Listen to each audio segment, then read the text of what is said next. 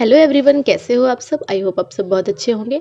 आज हम Bihar state board की 5वीं कक्षा की हिंदी की पाठ्य पुस्तक का 10वां पाठ पढ़ेंगे, जिसका नाम है आया बादल, जो कि एक कविता है जिसे अखिलेश्वर नाथ त्रिपाठी जी ने लिखा है। यह एक बहुत ही सुंदर कविता है जिसमें बादल के बारे में बात की गई है।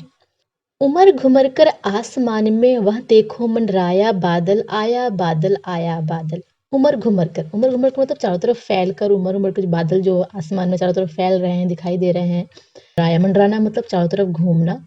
आसमान में चारों तरफ बादल जो है वो मंडरा रहे हैं। देखो बादल आया। देखो देखो भालू काला, हाथी मोटा दांतों वाला, कितने रूप बनाया बादल आया बादल। कि बादल जो है आसमान में कितने सारे रूप बनाता है। अगर बादलों को ध्यान से हम देखें तो उसमें कई सारे जो चित्र दिखाई देते हैं।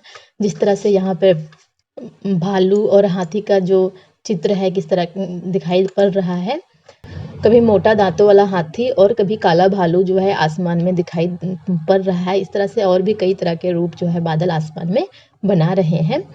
आज संदेशा किसका लाया, किस मुंडेर पर आया छाया, प्यारा सा मन भाया बादल आया बादल। कहा जा रहा है कि प्यारा सा बादल है, किसके मुंडेर, मुंडेर छत के जो ऊपर चारदीवारी होती है उसको कहा जाता है कि किसके मुंडेर पर जो है बादल छाया है और किसका संदेशा लेकर आज वह बादल आया है। वन उपवन सब, गांव नगर भी, नदी पोखर ताल नहर भी, सबको ही नहलाया बादल आया बादल। और बादल के बाद बारिश होती है तो बारिश के कारण नदी पोखर तालाब नहर सारे जो बाग बगीचे गांव शहर सभी जो है वो बारिश में नहर नहर भीग जाते हैं। बारिश से नहलाया जाता है, इसलिए बोला गया है कि सबको ही नहलाया बादल आया बादल। पूरे सावन कजरी गाता, रिमझिम गीत सुनाता, लो पानी बरसाया बादल आया बादल। बादल जो है वो सावन के महीने में आता है और कजरी एक त्योहार होता है जिसमें गीत गाया जाता है। रिमझिम रिमझिम बारिश जो है वो पूरे बरसात के महीने में कजरी का गीत गाता हुआ झूम झूम कर आता है। दादुर मोर पपीहा बोले, खेतों के मन हर्षे डोले, जैसे ही लहराया आया बादल। अब जैसे ही बादल आता है उसके बाद बारिश होती है, तब दादुर दादुर मेढक को बोला गया है कि मेढक मोर पपीहा कोयल और खेत जो होते हैं हरियाली झाके सब डोलने लगते हैं और गीत गाने लगते हैं। नीली चादर एक टांग कर, किरणों से कुछ रंग मांग कर, इंद्रधनुष रचलाया आया बादल।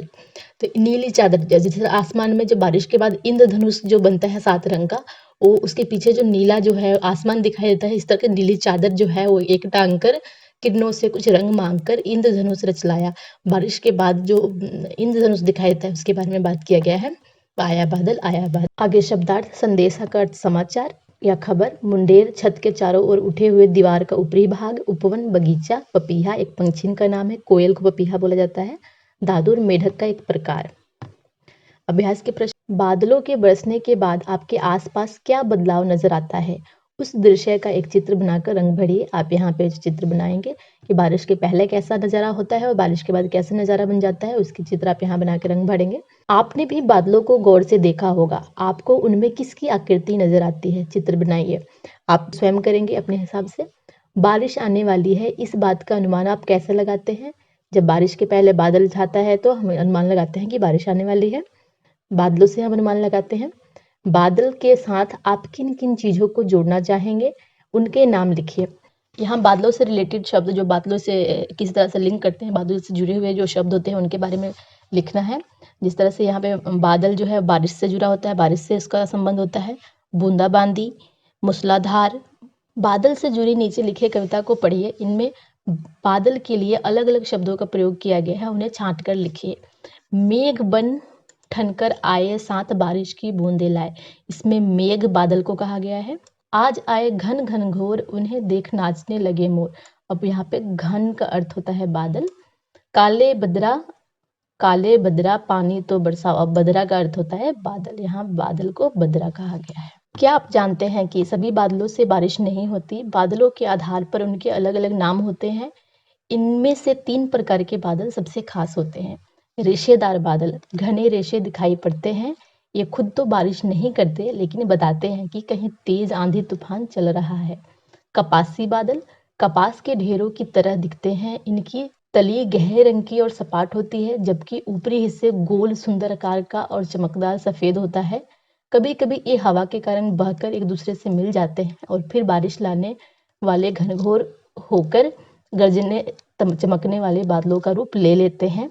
फैले हुए बादल तब बनते हैं जब ढेर सारे कपासा बादल मिलकर एक निरंतर परत बना लेते हैं। ये ज्यादा घने और काले होते हैं और अक्सर बूंदाबांदी लाते हैं। अब से जब भी बारिश होगी आप बादलों को ध्यान से देखिएगा और इन तीनों प्रकार के बादलों के अंतर को समझिएगा। तो यह था 10वां पाठ काले बादल, जो कि एक कविता थी। आई होप आपको अच्छे से समझ आ गया होगा। फिर भी कोई डाउट या सुझाव हो तो आप हमें कमेंट करके जरूर बताइएगा और अपने दोस्तों से भी वीडियो शेयर कीजिए। और अगर आप हमारे चैनल पर नए हैं तो लाइक, सब्सक्राइब और शेयर कर दीजिए। साथ ही बेल आइकन को प्रेस कर दीजिए ताकि हमारे हर नए वीडियो का नोटिफिकेशन आपको मिलता रहे। इस लेसन का सोल्यूशन का स्क्रीनशॉट आपको वीडियो के एंड में मिल जाएगा। इसी के साथ मैं विदा लेती हूँ। बाय बाय, शब्बा खैर, अपना ध्यान रखिएगा। धन्यवाद।